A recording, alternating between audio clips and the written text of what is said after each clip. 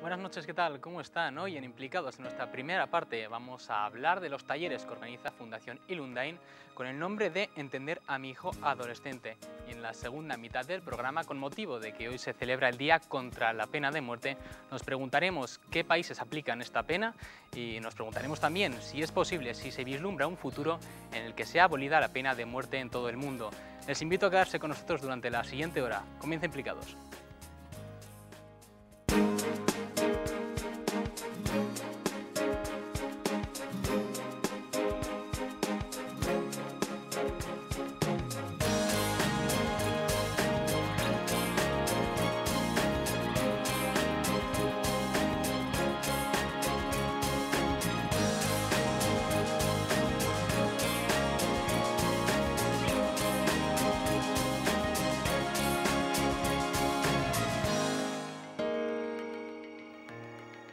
Comenzamos hablando del ciclo de talleres y charlas que organiza Fundación Ilundain desde este mes, desde octubre hasta mayo.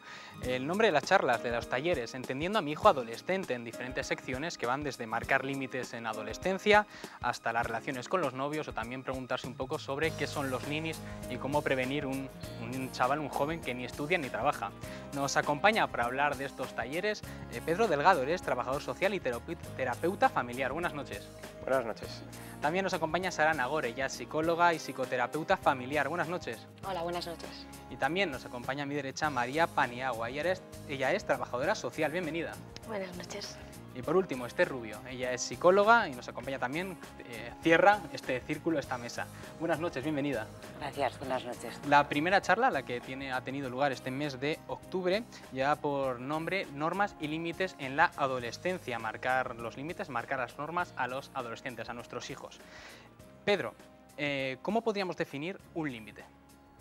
Yo creo que un límite es algo que los padres establecen para establecer un orden, ¿no? en la familia y que no haya un caos, ¿no? Tanto hay normas dentro de lo que es la familia como en la propia sociedad, ¿no? Y eso es de alguna forma una forma de funcionamiento. En todas las sociedades hay normas que nos sirven un poco para ir funcionando, ¿no? ¿Qué diferencia habría entre límite y norma? Hablamos normas y límites en adolescencia. Hombre, yo creo que el límite es hasta dónde podemos llegar, ¿no? Hasta dónde la persona llega y es la línea del respeto también, ¿no? En las relaciones sociales, ¿no? Y la norma es aquello que nos ayuda a funcionar, ¿no? Para que no lleguemos a ese límite o traspasemos ese límite. ¿Por qué el concepto límite y norma, me pregunto, siempre asociamos generalmente y sobre todo desde la juventud un poco al miedo? Sara, ¿no tiene esta percepción de que a veces se asocia a miedo, a imponerse, a...? Sí, es que hemos pasado también de una perspectiva de autoritarismo, ¿no? Te digo esto hasta aquí y ya no hay vuelta de hoja. Y si lo pasas, fíjate lo que te va a pasar. Pero es una concepción un poco errónea. Al final, las limitaciones las tenemos en todo, en la vida. Y tú puedes saltarte una norma, puedes no saltarte, pero bueno, el miedo va asociado, pero no es lo único, porque hay muchas normas que se pueden dialogar y se pueden cambiar y se pueden modificar, sobre todo de la infancia a la adolescencia es un paso grande, es un cambio muy grande y es algo que hay que ir modificando. No te valen las mismas normas cuando un niño o niña tiene 8 años que cuando tiene 16.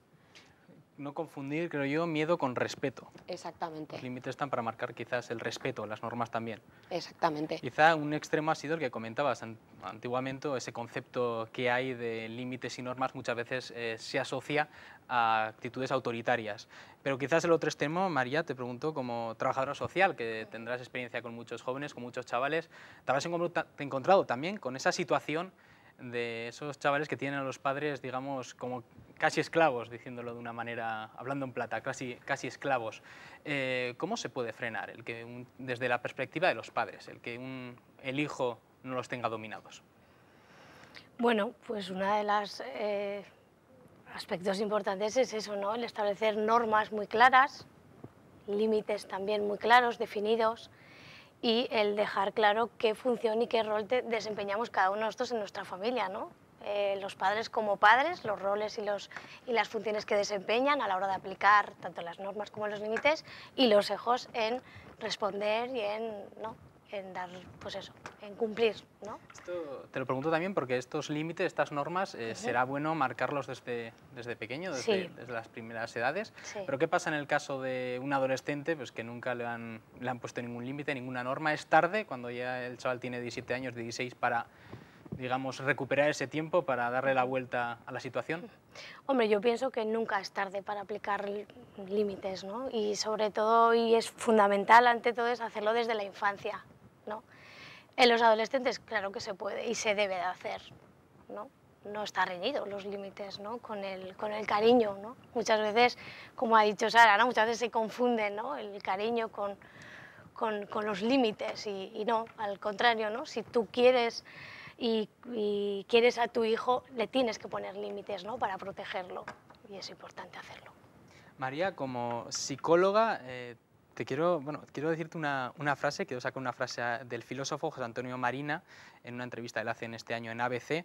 Él tiene como frase, me ha gustado mucho, como titular: si quiere un hijo miedoso, protéjale y resuelva sus problemas. No sé si estarás de acuerdo con esta frase. ¿Cómo se debe negociar un padre con su hijo? Lo primero, ¿debe negociar un padre con su hijo? Sí. Y en el caso de que sí, bueno, ¿cómo? Lo primero, la frase, ¿Estás de acuerdo? Me parece súper acertada, ¿no? Y la negociación, pues es que es fundamental en toda relación. Yo no puedo ir imponiendo, porque lo que me voy a encontrar seguramente, y sobre todo con un hijo adolescente, es que si yo impongo, él se va a oponer, ¿no? Normalmente funciona mucho más el diálogo, fomentar la comunicación, hablar, entenderle, comprender por qué él tiene esa postura. Una postura mucho más abierta seguramente lleve a un mejor resultado, ¿no? ¿Cómo se puede crear un hijo, digamos, valiente con la sociedad, que afronte él mismo los propios problemas que le puedan surgir sin tener a su padre detrás solucionándolo? Pues la autoestima. La autoestima yo creo que es la base, ¿no? La base que tenemos que ir haciendo desde que un niño nace. Los padres somos el primer agente socializador de nuestros hijos y es súper importante fomentar la autoestima. Depende en qué etapa evolutiva se encuentre el niño, tendrás que ir fortaleciéndola de una determinada forma, pero es la base para que de mayores seamos personas resolutivas, personas que no tengamos miedo y que nos podamos enfrentar, pues está la autoestima. Y otra cosa también muy importante es enseñar a nuestros hijos a ser autónomos, no resolverles nosotros todo, ¿no? Más porque de lo necesario, claro, ¿no? Digamos. Muchas veces como padres lo que nos sale es ya te lo hago yo, pero es muy importante que los niños aprendan que ellos pueden hacerlo. Y que sepan resolver sus propios problemas. ¿Recomendaríais también, en el caso de, se oye mucho estos casos en colegios, de padres que van a sacar las castañas del fuego al hijo, incluso a ponerse, digamos, en contra de los profesores por tema de notas, tema de comportamiento? ¿Cómo podemos frenar eso desde el punto de vista del educador, del profesor, Sara? ¿Cómo afrontar esa situación? Yo creo que lo más importante es, primero, no creernos todo lo que nos cuenta, ni una parte ni otra. Primero escuchar y ver, y porque habrá veces en las que igual nuestro hijo o nuestra hija tenga razón y las cosas hayan sucedido un poco desde su punto de vista, y habrá otras muchas veces que no. Si nosotros creemos a nuestro hijo a toda costa y defendemos a toda costa, lo que hacemos es apoderar a los hijos en una situación que no le corresponde. Quitamos poder al profesorado, quitamos poder al adulto referente, y eso lo que hace es que ese chico o esa chica se piense que tiene más poder del que debe, y luego le produzca dificultades en su vida, porque ya se piensa que puede pasar por encima de todo, porque haga lo que haga, mi madre o mi padre me va a sacar las castañas. Y eso lo que provoca al final es conflictos y chavales dependientes, que no saben resolver las cosas, que no tienen autocontrol, que no tienen capacidad de frustración, y es muy importante frustrarnos, porque en la vida nos vamos a frustrar siempre.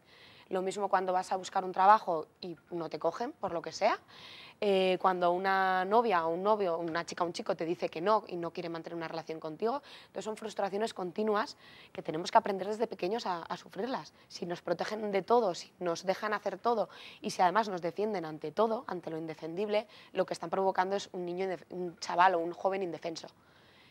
Y estamos provocando lo contrario a lo que queremos. Y va muy relacionado con la autoestima. Los padres permisivos y los padres autoritarios crean hijos con menor autoestima que los padres democráticos o asertivos. Democrático hasta cierto punto también, hasta cierto límite. Claro, las normas se pueden dividir en tres tipos, fundamentales, importantes y accesorias. Las fundamentales son las que por nada del mundo se pueden sobrepasar.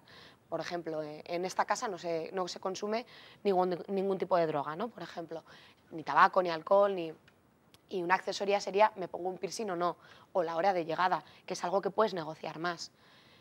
Entonces, se trata de ir dando terreno y dejarles ir tomando decisiones poco a poco, siempre con cierto control, para que ellos vean que son autónomos y que son capaces de hacer las cosas. En el caso de cuando vemos un adolescente problemático, un adolescente conflictivo, muchas veces puede surgir pues, la pregunta, ¿dónde está el origen? ¿Dónde está la causa? ¿En la familia? O quizás también en las amistades con las que se ha rodeado este joven. Esta es una de las preguntas que nos hemos hecho esta semana en la calle. Hemos preguntado a la gente, cuando un adolescente es conflictivo, ¿es culpa de la educación familiar o de las amistades? Estas son las respuestas que nos hemos encontrado. Bueno, primero que todo, la educación familiar me parece a mí que es la base de todo y es donde te dejan ir para un sitio, te dejan ir para otro y te aconsejan. Creo que es la base, sí. El que tus padres te escuchen, que estén contigo, que no unos padres que estén todo el día afuera y te dejen solo todo el día en casa, controlar lo que ves por internet, un poquito un control pero sin agobiar. Más que nada las amistades, la familia va a hacer lo posible para que no salga rebelde, ¿no? La educación en casa. Y un poco las amistades también influyen, pero yo creo que la base tiene que estar en casa. Y últimamente estamos muy permisivos los padres, y hablo yo por mí, la primera. Sí, la familia, y bueno, las amistades siempre influyen, pero ¿no? La familia es la que tiene que marcar un poco el camino. Más que todo en la educación en casa, porque desde la casa sale lo bueno o lo malo que va a hacer la persona, y en el ambiente en que viva. De eso depende más que todo. Yo creo que es un poco combinación de las dos, ¿no? Porque al final tú tienes problemas familiares y eso te lleva igual a buscar, digamos, un poco apoyo en tus compañías, y si tienes la mala suerte de que el grupo social con el que te has juntado es conflictivo o que es potencialmente conflictivo, pues a lo mejor eso lleva a que al final los jóvenes pues hagan lo que sea que estén haciendo, que nos parece mal, ¿no? Bueno, pues yo pienso que un poco el conjunto de ambas cosas, ¿no? Está claro que la educación en casa es muy importante, pero te influye muchísimo las amistades con las que te rodeas, eso es así. Aunque tengas una buena base, eres muy vulnerable y por supuesto que puede influenciar muchísimo. María, ¿estás de acuerdo con las declaraciones que hemos oído?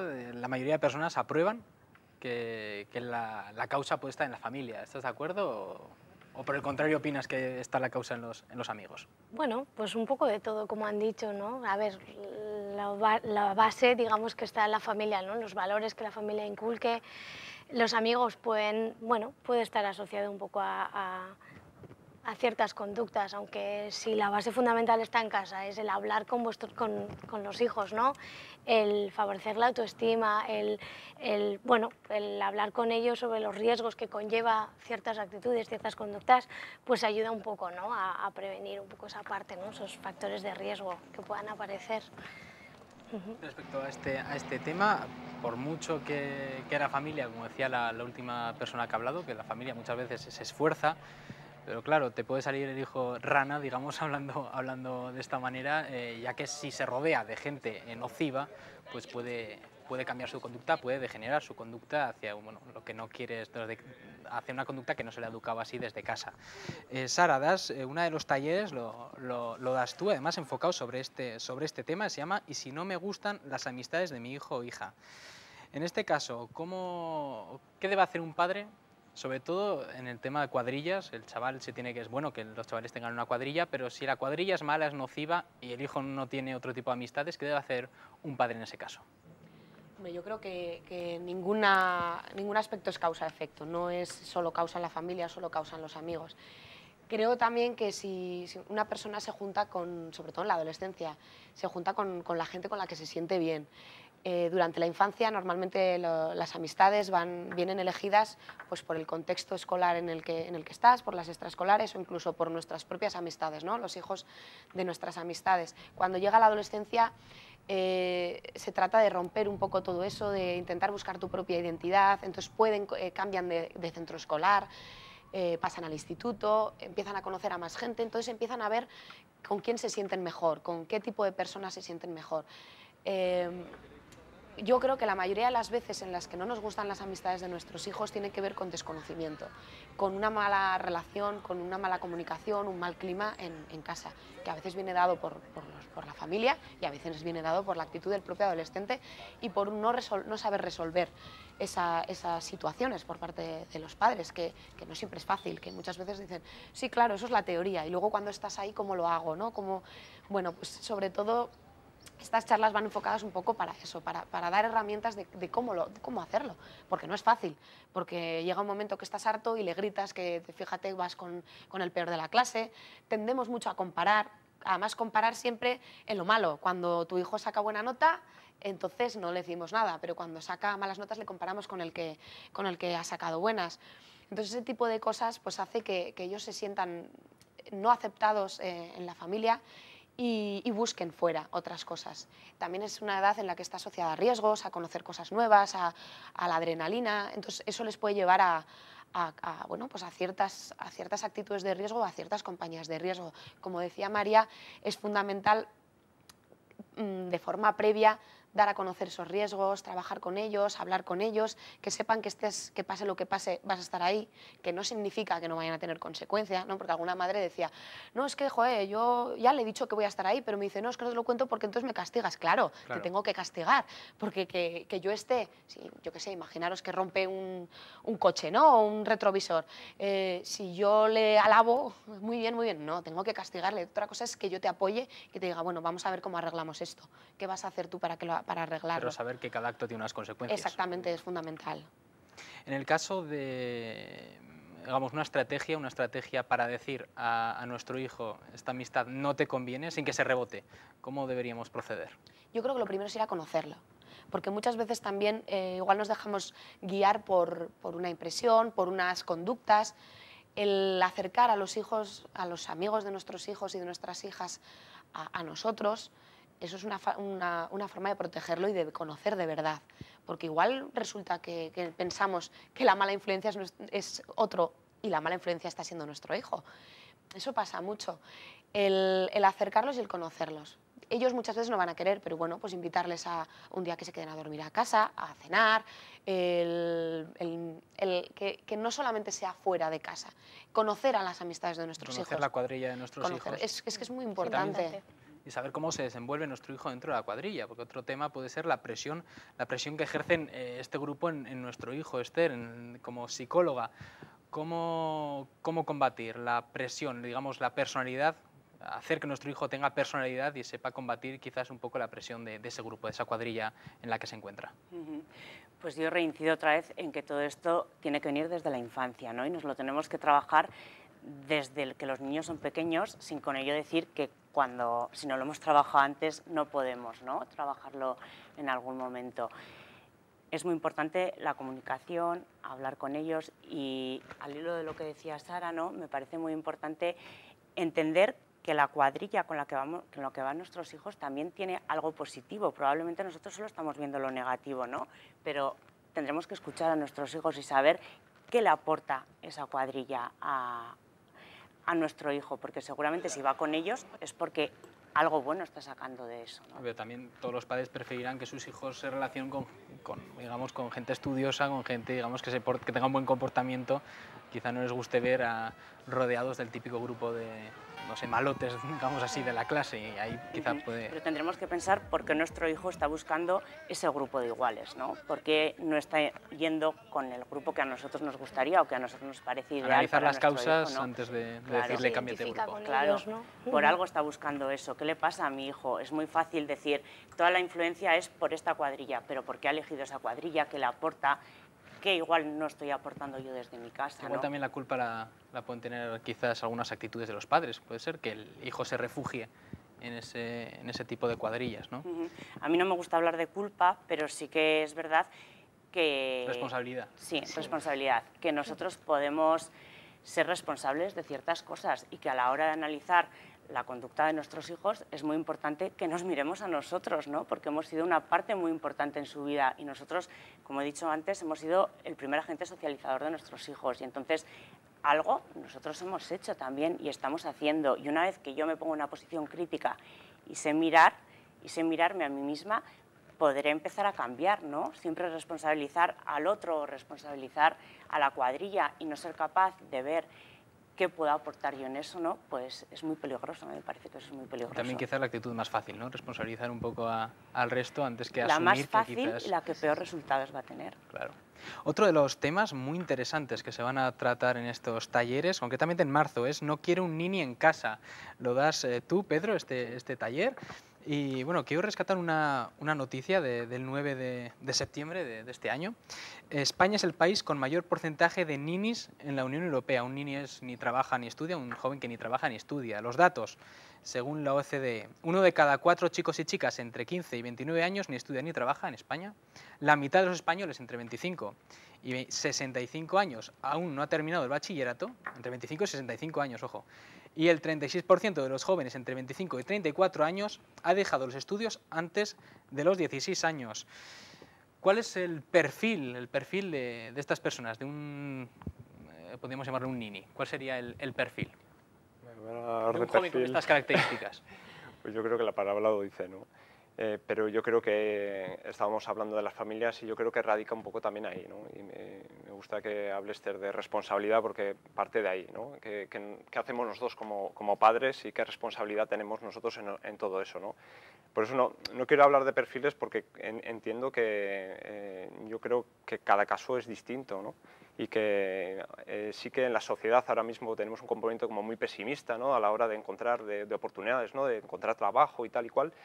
Y luego que hay una responsabilidad de las instituciones en todo esto, pero yo creo que como padres, y ahí va el objetivo un poco del curso, es qué puedo hacer yo como padre, ¿no? Cómo puedo motivar a mi hijo para que pueda tener oportunidades, ¿no? Quizás el hecho de pensar que la sociedad está como está, ¿no? Pues eso mismo, el pensar en eso mismo está impidiendo, ¿no? que pueda yo proyectar en mi hijo que tenga oportunidades en el futuro, ¿no? Entonces va destinado un poco el curso a motivar a estos padres que tengan estrategias, que crean en ellos, y sobre todo no que tengan estrategias con sus hijos, sino para ellos mismos, ¿no? Porque al final somos ejemplo como padres de ciertas actitudes o ciertas conductas que influyen directamente. Hablas de motivación y también de que pone el caso que igual hay mucha gente que ni estudia ni trabaja, muchas veces por culpa del paro, de la situación, o bueno, porque quizás son más apáticos, puede ser, pero ¿qué pasa con las personas que no tienen, que es que realmente jóvenes que no saben qué quieren hacer en la vida, que dicen, bueno, es que no sé ni qué quiero estudiar, no sé qué me gusta? ¿Qué pasa con estos dramas? Porque es un drama esta situación. ¿Cómo se puede combatir? Es un poco más de lo que he comentado. De lo que se trata es que yo como padre puedo trasladar muchas cosas a mi hijo sobre qué puede hacer, ¿no? Y clave me parece el tema de la autoestima. Si yo cultivo la autoestima de mi hijo desde pequeño, ¿vale? Pues seguramente tenga más opciones en el futuro de alternativas hacia el empleo, hacia los estudios, hacia que pueda brotar en él pues un interés por algo, ¿no? Si no trabajo eso, pues me encontraré con un hijo adolescente con menos capacidad de ser autónomo, de tener más inquietudes, ¿no? de buscar más cosas fuera, ¿no? Y yo creo que está la clave ahí. Si tienes un hijo adolescente en esta situación, se pueden hacer aún cosas, ¿no? Pero evidentemente tenemos que partir desde que son pequeños. Lo que decía un poco Esther sobre la me gustaría comentar, ¿no? Con respecto a lo que dice Pedro, yo creo que lo fundamental en un nini no es, como has dicho tú, ¿no? Que puede ser que por las circunstancias no estudies ni trabajes. Bueno, eso nos puede pasar a cualquiera en determinado momento de nuestra vida, ¿no? El nini yo veo que no tiene objetivos. Ese yo creo que es la característica principal, ¿no? No tiene objetivos, ha llegado a la adolescencia, probablemente haya podido tener una situación de fracaso escolar y se encuentre que no encaja dentro del sistema, que él ve que sus capacidades pues no le llevan a un éxito, ¿no? Entonces yo creo que es muy importante, vuelvo a reiterar desde pequeños, intentar buscar en nuestros hijos, que todas las personas los tenemos, ¿no?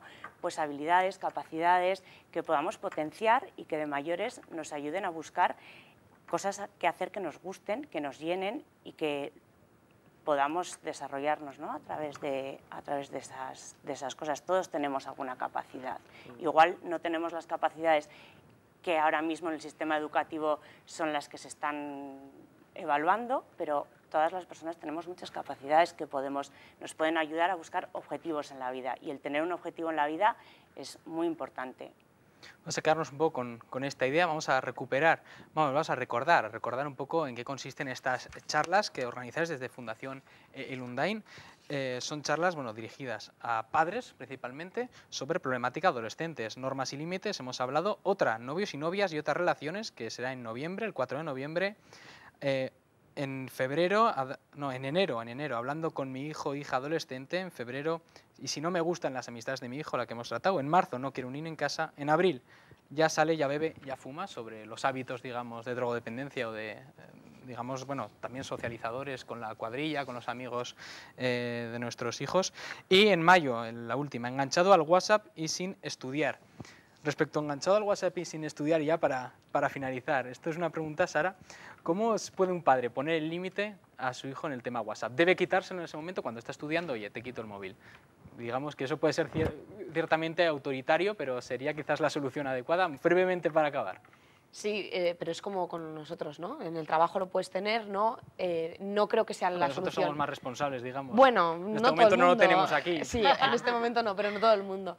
Lo que me refiero es que igual la mejor no es voy y te lo quito, sino que quizás hay que hablarlo antes. Mira, vas a tener el móvil durante este tiempo determinado, mientras estudias no lo vas a tener, por la noche a partir de las 11 lo vamos a tener apagado toda la familia en este sitio. Creo que hay que establecer, en un sitio concreto. Exactamente, creo que hay que establecer normas, porque si no, por ellos estarían horas, lógico, pero igual que pasaba antes con la televisión, con los videojuegos o con mil cosas que han ido saliendo poco a poco.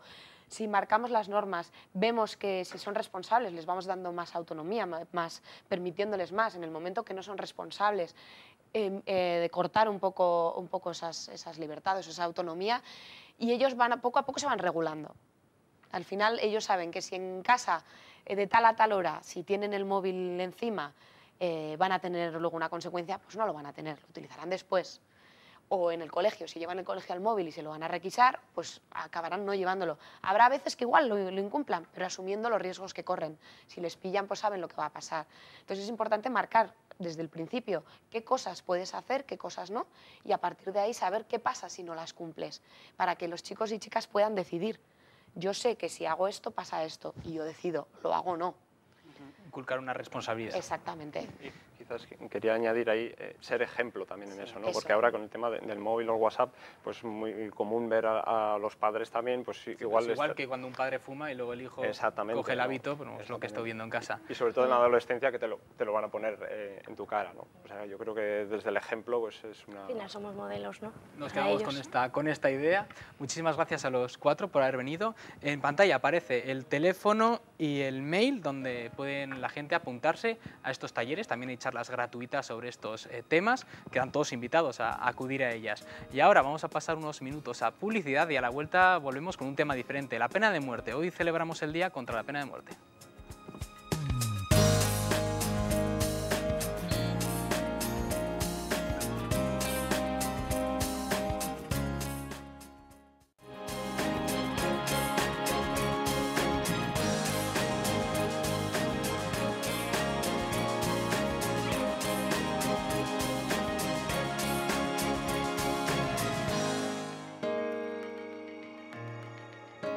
Continuamos en Implicados y vamos a hablar ahora con motivo de que hoy celebramos el Día contra la Pena de Muerte. El cartel de este año, el lema de este año va dirigido a las personas con desorden y discapacidad mental que se encuentran actualmente pues, en diferentes corredores de la muerte. Para hablar de este tema tan interesante, tan actual también, nos acompaña en nuestra mesa Caridad Velarde. Ella es profesora de Filosofía del Derecho y también miembro del Instituto de Derechos Humanos de la Universidad de Navarra. Buenas noches. Buenas noches. También nos acompaña María Herrera. Ella es diputada de la Junta de Gobierno del Colegio de Abogados y penalista. Buenas noches, bienvenida. Buenas noches. Y por último, nos acompaña Joana Lobo. Ella es miembro de Amnistía Internacional. Buenas noches, bienvenida. Buenas noches. Joana, como miembro de Amnistía Internacional, tenéis este tema muy trabajado, muy trillado. ¿Qué países actualmente mantienen la pena de muerte? Bueno, pues desgraciadamente aún hay bastantes países retencionistas que son los que mantienen la pena de muerte y bueno, son 58 países. Sin embargo, la tendencia es al abolicionismo, afortunadamente, es decir, cada vez hay más países que están aboliendo la pena de muerte. Actualmente son en total 140 países los abolicionistas, con algunos matices, porque bueno, es verdad que hay 98 países que son totalmente abolicionistas, pero luego hay algunos otros países, bueno, hay 7 países en concreto que bueno, hacen ciertas excepciones con el Código Penal Militar y bueno, situaciones muy excepcionales, y luego hay otros países que son 38 que se consideran abolicionistas en la práctica porque hace al menos 10 años que no aplica la pena de muerte, a pesar de que en el Código Penal se contempla la posibilidad. ¿Cuáles serían los principales países que hoy en día ejecutan a personas en pena de muerte? Bueno, tenemos los que más se oyen, ¿verdad?, son Estados Unidos, China y Japón, así. Sin embargo, la mayoría de los países que aplican la pena de muerte son de mayoría musulmana. Aquí hay ¿En el muchos caso países. de Corea del Norte? En el caso de Corea del Norte, bueno, Amnistía Internacional concretamente no publica las cifras porque no son oficiales. Entonces no, eso es, pasa bueno, como en China, que es secreto de Estado, y entonces como no podemos saber exactamente cuáles son las cifras, si cientos o miles, pues bueno, no se publican. El último informe que tenemos, no obstante, y en los datos que daré, será el informe que tenemos del 2003, porque bueno, el del 2014 aún no se ha elaborado. ¿Qué datos tenemos del 2003 de países? Del 2013, sí, bueno, pues tenemos, voy a ir concretamente a los datos para que veamos, pues bueno, si leyera todas sería como demasiado, ¿no? Pero por ejemplo, en Afganistán tenemos 2, en Arabia Saudí más de 97, tampoco hay un número exacto. Por ejemplo, en Irak tenemos 169, más de 169, Irak más de 397, Estados Unidos 39. En Vietnam tenemos más de 7, Yemen más de 13. Bueno, en total se tiene constancia de al menos 778 ejecuciones, al menos. Durante 2013. Sí, durante 2013, eso es. Sí. Que sepamos, claro, sin contar las clandestinas que hablábamos antes. Eso es que en China, solamente en China, pues bueno, pues podemos estar hablando de cientos o miles de ejecuciones, las cuales no se contemplan en los datos que estoy dando, porque en fin, no se puede saber. No se puede, es secreto de Estado. Entonces, Caridad, como profesora de Filosofía del Derecho, también te quiero preguntar un poco en tema social. ¿Qué lleva una sociedad, qué puede llevar una sociedad a aprobar la pena de muerte? Una sociedad a estar a favor de la pena capital. El modo en el que formulas la pregunta yo creo que es interesante, porque en realidad, corrígeme si me equivoco, yo no creo que haya sociedades ahora mismo que vuelvan atrás en cuanto a la pena de muerte se refiere. O sea, puede haber un momento en que una opinión pública reclame la pena de muerte, pero no sé, o sea, no me consta que haya ningún Estado que haya dado marcha atrás en este sentido. Otra cosa es el movimiento al contrario, ¿no? Es decir, ¿por qué motivo una sociedad, un Estado, continúa manteniendo la pena de muerte a pesar de que pueda haber otros medios, ¿no? Por ejemplo, en el caso de Estados avanzados como pueden ser Japón o Estados Unidos, que son siempre los más representativos, ¿no? ¿Por qué motivo siguen manteniendo la pena de muerte? Y los argumentos son muchos. Desde luego está la inercia. O sea, en el momento en el que tienes una cosa aprobada, salir de ahí, pues eso siempre es complicado. O sea, la modificación de un código penal siempre es una cosa compleja, ¿no? Pero luego hay argumentos de muchos tipos que van desde lo económico, ¿no?, hasta lo moral. ¿Qué lleva a un país a abolir la pena de muerte? ¿Quizá la presión ciudadana? O... Bueno, en el caso de Europa, la realidad es que la misma existencia del Consejo de Europa, o sea, es decir, la existencia de una organización internacional que establece como un requisito para formar parte de ella, ¿no?, el abolir la pena de muerte, lo cual tampoco es de hoy ni de ayer, sino que en realidad esto en realidad es un tema más reciente de lo que nos puede parecer a primera vista. O sea, la incorporación de todos los países del Este al Consejo de Europa obligó a la modificación de muchos códigos penales, ¿no? De hecho, en Europa, el único país que sigue realizando penas de muerte y que sigue manteniendo en el Código Penal es Bielorrusia. En el caso de Rusia, lo mantiene de alguna manera para casos excepcionales, pero no practica penas de muerte en el día de hoy. Y a mí me parece que si no hubiera sido por el Consejo de Europa, la situación no sería esta en absoluto. En el caso de uno de los países más famosos en cuanto a este tema, también por las películas, es Estados Unidos. ¿Qué tendría que pasar, María, para que Estados Unidos realmente haga una abolición de la pena de muerte? Bien, yo realmente no tengo la solución. Si la tuviera, la pondría en práctica. En el caso de Europa nos pone el ejemplo Caridad, pero quizás sería necesario algún consejo, alguna institución de este tipo en Estados Unidos. Como bien ha dicho el miembro de Amnistía, Joana, de Amnistía Internacional, afortunadamente se está adelantando, sin ir más lejos. Creo que hace muy poquito, el último estado ha sido Maryland, que es el que se ha tomado una postura abolicionista. Pero bueno, yo creo que aquí lo que se trata, entiendo que tiene que ser la gente, el pueblo, el que se ponga en pie de guerra, por decirlo de alguna manera, para luchar contra esto, porque al hilo de lo que decíamos, yo creo que muchos países, en la pregunta que has hecho tú, ¿por qué se mantiene la pena de muerte?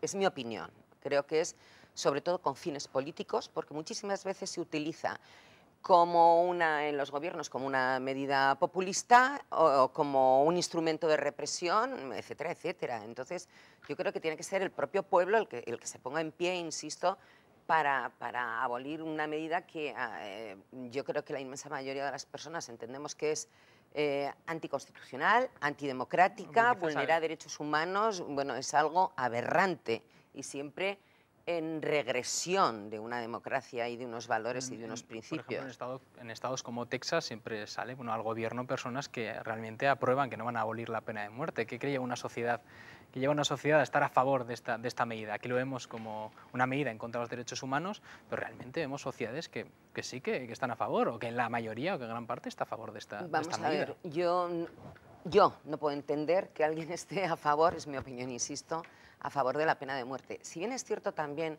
que, por desgracia, y en los medios, fíjate, estamos en un medio informativo, pero sí que es cierto que se crea mucha alarma social, entiendo yo, cuando ha habido masacres o cuando ha habido asesinatos, pedofilia, pederastas, etcétera, etcétera, ¿no? Entonces yo creo que eso crea además una alarma social, creo que incluso innecesaria a veces, y lo que habría que hacer es quizá empezar por no suavizar, sino quizá no crear, insisto, esa alarma y entiendo que para mí sería algo educacional el empezar por ahí para intentar abolir la pena de muerte. Claro, que da también este ejemplo, vuelvo a Estados Unidos, donde hay tantas masacres que salen tanto en las noticias, en colegios, todo el mundo tiene disponibilidad de un arma de fuego, dispone un arma de fuego, y parece que esta medida, pues mucha gente lo verá como hará que se lo piensen dos veces, porque si aquí matas a 50 y no pasa nada, puede ser eso, no sé cómo lo veis también.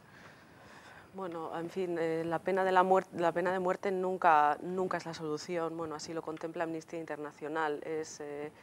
En fin, es la negación absolutamente máxima de los derechos humanos, porque es la condición de posibilidad del resto de los derechos. Eso es. Entonces, se contempla. Amnistía Internacional se opone a la pena de muerte en absolutamente todos los casos, sin excepciones. Es el más grave que nos podamos llegar a imaginar. Sí. ¿Y qué tipo de acciones lleva a cabo Amnistía Internacional en este tipo de temas? Amnistía Internacional, además, concretamente la sección de España, creó la red de acciones urgentes que se ha encargado principalmente de los casos de pena de muerte. Y básicamente, esto consiste en enviar cartas a los gobiernos como modo de presión, ya sea por correo ordinario o por email o por fax, en fin. Y es verdad que Amnistía Internacional propone, digamos, un modelo, pero prefiere que cada uno escriba su carta personal. Ahora bien, por falta de tiempo, se entiende que por aquellas personas que puedan tener falta de tiempo o los motivos que sean, pues sí que es verdad que propone unos modelos, pero no son ni mucho menos obligatorios, al contrario. ¿Estas cartas? Sí que lo son y igual hay es un modo de presión muy... No haga caso, pero realmente ha habido casos de... Sí, hay un caso muy reciente que es el de Hakamada, este hombre japonés que estuvo en el corredor de la muerte nada más y nada menos que 48 años, que se tenga conocimiento es en la historia el caso más largo de alguien que ha pasado en el corredor de la muerte, que recientemente ha salido de prisión porque la Fiscalía japonesa consiguió que se le volviese a hacer un juicio en el cual se demostró que las muestras de sangre que fueron encontradas en la fábrica donde había sido cometido el asesinato, luego explico un poco, pues no coincidían con la sangre de este hombre, que ha desarrollado una enfermedad mental grave a consecuencia de estos 48 años en el corredor de la muerte. Él fue acusado de asesinar a su jefe, a la mujer de este y a los hijos del matrimonio, y bueno, finalmente ha sido absuelto porque se ha demostrado que era inocente. Aunque con consecuencias, claro. Claro, claro, sí, sí, pues ha sido condenado a la locura de por vida, es decir, una de las noticias que con motivo de que hoy es el Día contra la Pena de Muerte, en el mundo salía hoy: Marruecos clama a favor del derecho a vivir, y da como dato: Marruecos no ejecuta la pena capital desde 1993, pero sigue dictando sentencias. Podemos considerar, es decir, sigue dictando, condenando a gente a muerte, no los ejecuta, y están ahí en el corredor esperando indefinidamente. ¿Se puede considerar esto como un avance en cuanto al tema de pena de muerte? ¿Cómo realmente, legalmente, un Estado puede mantener esto? Porque al final es una cadena perpetua, ¿no? Caridad, digo yo. Es una perpetua encubierta, podemos decir. Es una, bueno, me imagino que si tienen pena de muerte también tendrán cadena perpetua, aunque no conozco también el Código Penal marroquí. Pero ciertamente es una... O sea, es una manifestación de que no están totalmente conformes con su propio sistema, ¿no? Porque si no las ejecutarían, lógicamente, ¿no? Es decir, es una pena de muerte vergonzante, o sea, algo que no quieren mostrar, quizá no quieran ser acusados por Amnistía Internacional, ¿no? O no quieran ser llevados a foros internacionales. Me imagino que puede ser algo de ese estilo, ¿no? Ciertamente es mejor, dentro, o sea, puestos a establecer un baremo en una cosa tan, no sé, tan dudosa como esta, ¿no? Pero puestos a establecer un baremo, pues es mejor mantener a una persona en el corredor de la muerte, ¿no? Con la posibilidad siempre de revisar su caso, que ejecutarla, con lo cual el asunto no tiene solución. Supongo que habrá varios países que hagan esto mismo. Me imagino que sí. Por ejemplo, que consideramos los datos un avance, ¿no? Pero, sí. Hay menos, pero siguen condenando a muerte y ahí están, esperando. En Estados Unidos, en Kansas, no se ejecuta, ¿no? Si no me corriges que tú estás más informada que yo, desde 1973 no está abolida la pena de muerte, pero no se realizan ejecuciones desde 1973, que, como dice Caridad, por lo menos es un avance. Y a mí me gustaría apuntar que, además, cuando has preguntado qué se puede hacer para intentar abolir todos, con nuestro granito de arena, poder abolir para mí algo que es tan importante, ¿no? Desde luego hay detractores y no detractores, pero lo que sí está comprobado es que no se ha demostrado en absoluto que la pena de muerte tenga un efecto disuasorio frente al delito, nunca. Es decir, porque esté instaurada la pena de muerte no se delinque, no se mata menos, es que eso estadísticamente está comprobado. Entonces, en estos estados, como habéis dicho, porque Irak e Irán ahora se llevan la palma en cuanto a ejecuciones, bueno, y las que solapadamente lleva China, a mí también me llama la atención que Estados Unidos, que vamos a ver, que se supone que son unos estados en gran parte católicos, religiosos, además practicantes, ¿cómo pueden tener instaurada la pena de muerte cuando, vamos a ver, allá, aparte de concepciones morales sí, o no, pero lo que está claro es que es una una incongruencia, porque con la religión católica existe el no matarás. Y yo pienso que nadie tiene un poder. ¿Quién se puede elegir como para poder quitar la vida a una persona? Si precisamente estás juzgando el quitar la vida a una persona, yo entiendo que ninguna persona puede tener ese poder absoluto como para decidir quién vive y quién muere. Pero ahí entran un poco las trabas, ¿no?, que nos podemos encontrar. ¿Qué tipo de trabas, aparte, digamos, de intereses políticos, qué trabas hay para quitar la pena de muerte? Y aparte de lo difícil, como comentabas, que puede ser, digamos, cambiar el Código Penal en un país. Me parece interesante eso, que reflexionamos sobre la cuestión entre la relación, bueno, de las religiones y la pena de muerte, ya que lo has comentado, porque es verdad que todas las religiones rechazan la pena de muerte, excepto dos, que son el judaísmo y el Islam. Bueno, el judaísmo, bueno, en concreto Israel solamente ha ejecutado, sí, claro, se ejecutó a Eichmann, que se le ahorcó, y este es el único caso que se conoce. En el caso de los países musulmanes, claro, es verdad que la situación de estos países es que la división de poderes, es decir, la esfera de lo religioso y de lo civil no está claramente dividida, y los textos del Corán pues son los textos del Corán, y bueno, se recoge Es decir, se puede aplicar la pena de muerte, literal, eso claro. es, por ejemplo, en robos, en adulterio, y se aplica, es decir, se lapida mujeres. Es más complicado en países en los que, bueno, veo yo, ¿no?, en los que la separación de poderes, esto de la esfera de lo religioso y de lo civil, no está tan definida. Eso es. Pero, por ejemplo, en un país como en España, que sí que está definida, digamos, Sí, y vamos cada vez hacia una mayor definición entre la esfera de religioso y, digamos, lo civil, hay la noticia, digamos, en El País, ¿no? Pues esta encuesta que hizo hace muy poco el estudio del Centro Reina Sofía, en el que dice de 4 de cada 10 jóvenes, además, 4 de cada 10 jóvenes, está a favor de la pena de muerte para delitos muy graves. 38% justifica que se aplique por este tipo de delitos muy graves y un 17,8% está de acuerdo, aunque con matices. Yo no sé si esta encuesta se habría hecho el día que habrían cogido a algún criminal, algún pederasta o a un criminal fuerte, pero claro, ahí está el dato, ¿no? 4 de cada 10 jóvenes lo justifican. Y en una sociedad que, bueno, pues que digamos, pues valora, digamos, bueno, pues tiene, vamos, no estamos locos, no somos ningunos fanáticos. Digamos, ahí está este dato. ¿Por qué se puede ver? Caridad. Yo, la verdad es que el tema, yo no soy ninguna experta en la cuestión de la relación entre las religiones y los estados, pero el tema de la religión es un tema peliagudo, un tema difícil, porque es un tema históricamente muy largo, mientras que nuestras instituciones y nuestra forma de ver la vida tienen una existencia muy corta, ¿no? Por eso decía antes, quizá no con mucha claridad, pero decía antes que en realidad nosotros hemos erradicado la pena de muerte hace muy poquito tiempo. O sea, esto es de hace nada, ¿no? Claro. Mientras que las religiones son muy antiguas, ¿no? O sea, menos alguna religión, menos la cienciología, ¿no?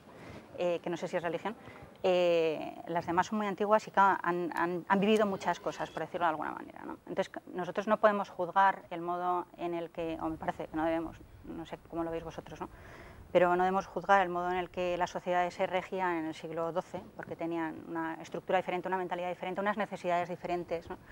No se puede comparar con lo que nos pasa hoy en día, ¿no?, que tenemos instituciones en las que los elementos peligrosos pueden estar aislados, no sé cómo decirlo, ¿no? Por tanto, el tema de la religión es difícil.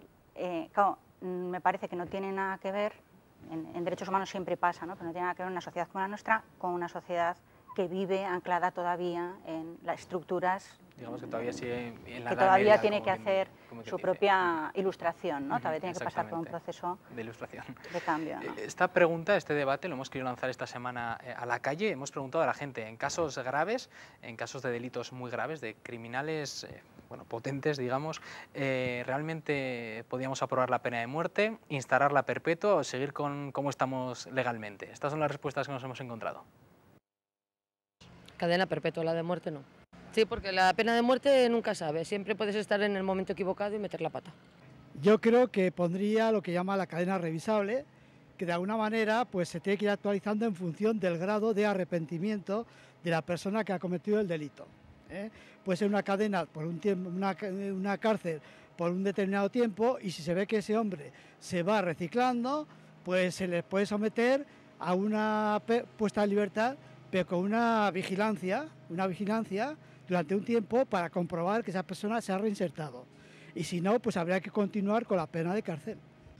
Bueno, la pena de muerte para mí sería totalmente fuera de lugar, porque si estamos condenando actos de, digamos, asesinato contra derechos humanos, que sería la vida, ¿no?, al final, la pena de muerte para mí está totalmente fuera de lugar. La cadena perpetua, bueno, podría ser, yo lo he pensado muchas veces y la verdad que me parecería una medida, a lo mejor es un poco exagerada, pero bueno, yo quizás estaría de acuerdo si se implantara la pena de muerte, no, la cadena perpetua.